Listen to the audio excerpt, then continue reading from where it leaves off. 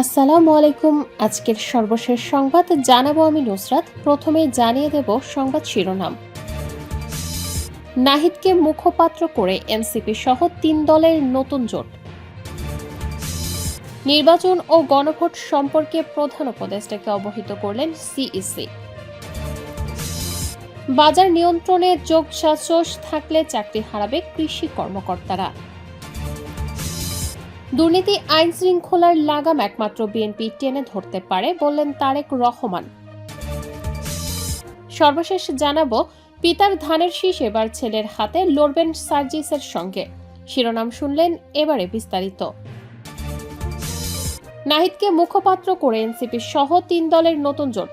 জুলাই অভ্যুত্থানের অঙ্গীকার রক্ষায় জাতীয় নাগরিক পার্টি সহ ৩টি রাজনৈতিক দল নিয়ে আত্মপ্রকাশ করেছে গণতান্ত্রিক সংস্কার জোট। নতুন এই জোটের মুখপাত্র হিসেবে দায়িত্ব পালন করবেন এনসিপির আহ্বায়ক নাহিদ ইসলাম। রোববার ৭ ডিসেম্বর বিকেলে ঢাকা রিপোর্টার্স ইউনিটিতে এক সংবাদ সম্মেলনে নাহিদ ইসলাম নতুন এ জোটের ঘোষণা দেন। এতে থাকা বাকি দুটি দল হল বাংলাদেশ রাষ্ট্র সংস্কার আন্দোলন ও আমার বাংলাদেশ পার্টি। সংবাদ সম্মেলনে নাহিদকে নতুন জোটের মুখপাত্র হিসেবে ঘোষণা করেন এবি পার্টির চেয়ারম্যান মুজিবুর রহমান মঞ্জু। এ সময় উপস্থিত ছিলেন বাংলাদেশ রাষ্ট্র সংস্কার আন্দোলনের সভাপতি হাসনাত কাইয়ুম, এনসিপির সদস্য সচিব আক্তার হোসেন, মুখ্য সংগঠক সার্জিস আলম, যুগ্ম সদস্য সচিব এস এম সাইফ মোস্তাফিজ প্রমুখ। এ সময় নাহিদ ইসলাম বলেন, সিটের লোভ দেখিয়ে বিভিন্ন দলের অনেককেই নানা জোটে নিয়ে যাওয়া হচ্ছে। যেসব অফার আসছে আমরা সাদরে তা প্রত্যাখ্যান করি। আমরা ঐক্যবদ্ধ থাকব। শুধু নির্বাচনের জোট নয়, এটা একই সঙ্গে রাজনৈতিক জোট। তারুণ্যের উত্থান ঘটেছে, জনগণ আমাদের সঙ্গেই থাকবে। এবি পার্টির চেয়ারম্যান মুজিবুর রহমান মঞ্জু বলেন, মানুষ যে নতুন রাজনৈতিক বন্দোবস্তের কথা ভাবছে, আমরা সেই যাত্রা শুরু করছি। নির্বাচন ও গণভোট সম্পর্কে প্রধান উপদেষ্টাকে অবহিত করলেন সিইসি। আগামী সংসদ নির্বাচন ও গণভোটের প্রস্তুতি সম্পর্কে প্রধান উপদেষ্টা প্রফেসর নাসির উদ্দিন প্রফেসর মোহাম্মদ ইউনূসকে অবহিত করেছেন প্রধান নির্বাচন কমিশনার এএমএম নাসির উদ্দিন। রোববার ৭ ডিসেম্বর সন্ধ্যায় সিইসি নাসির উদ্দিনের নেতৃত্বে নির্বাচন কমিশনের কমিশনাররা রাষ্ট্রীয় অতিথি ভবন যমুনায় প্রধান উপদেষ্টার সঙ্গে সাক্ষাৎকালে নির্বাচন আয়োজনের অগ্রগতি সম্পর্কে জানান। বৈঠকে নির্বাচন কমিশনার আব্দুর রহমানের মাসুদ, তাহমিদা আহমেদ, মোহাম্মদ আনোয়ারুল ইসলাম সরকার, ব্রিগেডিয়ার জেনারেল আবুল ফজল মোহাম্মদ সানাউল্লাহ এবং নির্বাচন কমিশনের সিনিয়র সচিব আক্তার আহমেদ উপস্থিত ছিলেন। অপরদিকে জাতীয় নিরাপত্তা উপদেষ্টা ডক্টর খলিলুর রহমান এবং প্রধান উপদেষ্টার মুখ্য সচিব এম সিরাজউদ্দিন মিয়া বৈঠকে উপস্থিত ছিলেন।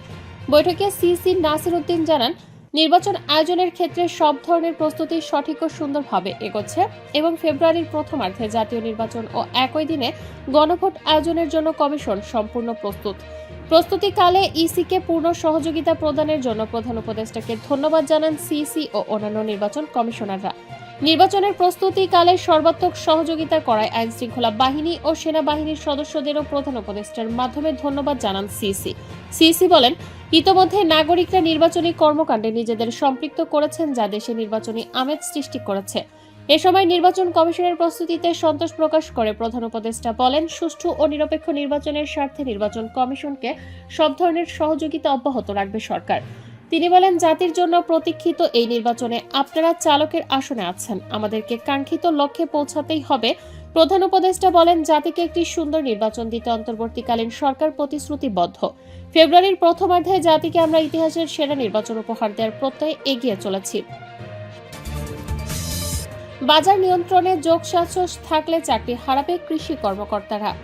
বাজার নিয়ন্ত্রণে যোগসাজশ থাকলে কৃষি কর্মকর্তাদের চাকরি থাকবে না বলে মন্তব্য করেছেন কৃষি উপদেষ্টা লেফটেন্যান্ট জেনারেল মোহাম্মদ জাহাঙ্গীর আলম চৌধুরী।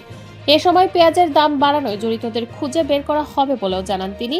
রোববার সচিবালয়ে সাংবাদিকদের সঙ্গে আলাপকালে তিনি এ দাবি করেন। তিনি বলেন, এই মুহূর্তে পেঁয়াজের কোনো সংকট নেই, এরপরও বেড়ে গেছে।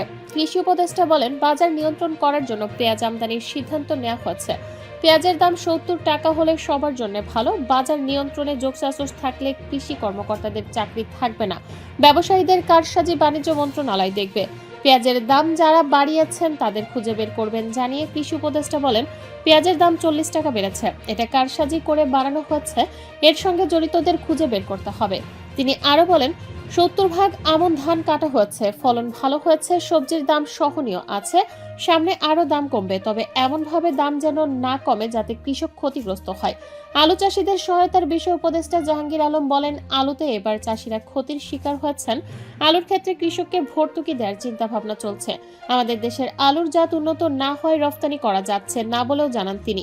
কৃষি উপদেষ্টা জানান, ওসিএসপিদের লটারির মাধ্যমে বদলি করা হয়েছে, কৃষি কর্মকর্তাদেরও একইভাবে বদলি করা হবে। তিনি বলেন, এর মধ্যে 2 জনকে বদলি করেছি, সবাই ভালো জায়গায় বদলি হতে চায়। এখানে ভালো মানে হলো সেখানে টাকা পয়সা আছে এমন জায়গা। দুর্নীতি আইন শৃঙ্খলার লাগাম একমাত্র বিএনপি টেনে ধরতে পারে বললেন তারেক রহমান। দুর্নীতির আইন শৃঙ্খলার লাগাম একমাত্র বিএনপি টেনে ধরতে পারে বললেন তারেক রহমান। বিএনপির ভারপ্রাপ্ত চেয়ারম্যান তারেক রহমান বলেছেন, দেশের যে কোনো মূল্যে দুর্নীতি ও আইন শৃঙ্খলার লাগাম টেনে ধরতে হবে। এই 2 বিষয় সফল না হলে নারী, কৃষি, স্বাস্থ্য খাত নিয়ে সব পরিকল্পনা ভেস্তে যাবে। দুর্নীতির লাগাম টেনে ধরা একমাত্র বিএনপির পক্ষেই সম্ভব বলেও মন্তব্য করেন তিনি। রোববার 7 ডিসেম্বর বিকেলে রাজধানীর খামারবাড়িতে কৃষিবিদ ইনস্টিটিউট মিলনায়তনে বিএনপির দেশ গড়ার পরিকল্পনা কর্মসূচির সমাপনী অনুষ্ঠানে তিনি একথা বলেন। তারেক রহমান বলেন, আমরা দৃঢ়ভাবে বলতে পারি, দুর্নীতি রোধ করতে পারলে একমাত্র বিএনপি তা করতে পারে, কারণ আমরা অতীতে করেছি, ভবিষ্যতেও করতে পারবো ইনশাল্লাহ।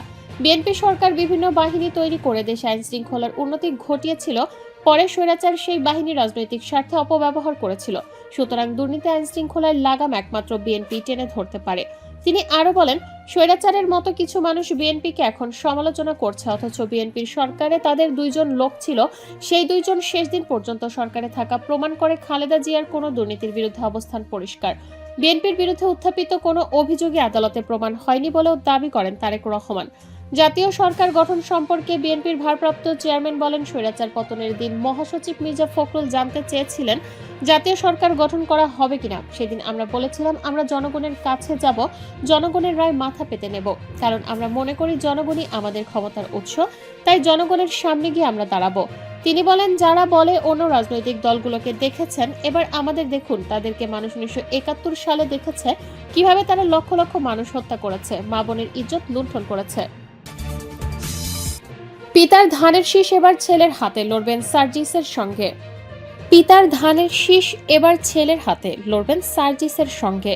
পঞ্চগড় 1 আসনে পঞ্চগড় সদর ও তেঁতুলিয়া উপজেলা পিতা ব্যারিস্টার জমির উদ্দিন সরকারের ধানের শীষ এবার ছেলে ব্যারিস্টার নওশাদ জমিরের হাতে। এ আসন থেকে নির্বাচন করার ঘোষণা দিয়েছেন জাতীয় নাগরিক পার্টির উত্তরাঞ্চলের মুখ্য সংগঠক সার্জিস আলম। এ আসন থেকে বিএনপির কেন্দ্রীয় আন্তর্জাতিক বিষয়ক সম্পাদক ব্যারিস্টার নওশাদ জমির নির্বাচনে প্রতিদ্বন্দ্বিতা করবেন। ব্যারিস্টার জমির উদ্দিন সরকার অস্থায়ী রাষ্ট্রপতি, মন্ত্রী ও জাতীয় সংসদের স্পিকারও একাধিকবার এ আসনের এমপি ছিলেন। তারই ছেলে নওশাদ জমির ত্রয়োদশ জাতীয় সংসদ নির্বাচনে প্রতিদ্বন্দ্বিতা করবেন। ইতোমধ্যে ব্যারিস্টার নওশাদ জমির বিএনপির প্রার্থী হিসেবে এ আসনভুক্ত পুরো এলাকা দিনরাত্রি চষে বেড়াচ্ছেন। ঘরে ঘরে জনে জনে কর্মসূচির অংশ হিসেবে প্রত্যেক ভোটারের সঙ্গে দেখা করে তারেক রহমানের বার্তা পৌঁছে দিচ্ছেন। এ প্রসঙ্গে পঞ্চগড় জেলা বিএনপির যুগ্ম আহ্বায়ক ও জাতীয়তাবাদী আইনজীবী ফোরামের সভাপতি মির্জা নাজমুল ইসলাম কাজল বলেন, ব্যারিস্টার জমির উদ্দিন সরকারের জনপ্রিয়তা ও জনগণের আস্থা বিএনপির বড় সম্পদ। সেই উত্তরাধিকার নিয়েই এবারও পঞ্চগড়ে ধানের শীষের বিজয় সুনিশ্চিত। তরুণ ও ক্লিন ইমেজের প্রার্থী নওশাদ জমিরের নেতৃত্বে আমরা একতাবদ্ধ। তাছাড়া এ আসনে রয়েছে বিএনপির বিশাল ভোট ব্যাংক। আসন্ন জাতীয় সংসদ নির্বাচনে পঞ্চগড় 1 আসন থেকে লড়ার ঘোষণা দিয়েছেন জাতীয় নাগরিক পার্টির উত্তরাঞ্চলের মুখ্য সংগঠক সার্জিস আলম। 16 নভেম্বর রাতে রাজধানীর বাংলা মোটরে এনসিপির কেন্দ্রীয় কার্যালয় থেকে মনোনয়ন ফরম সংগ্রহ করেন তিনি।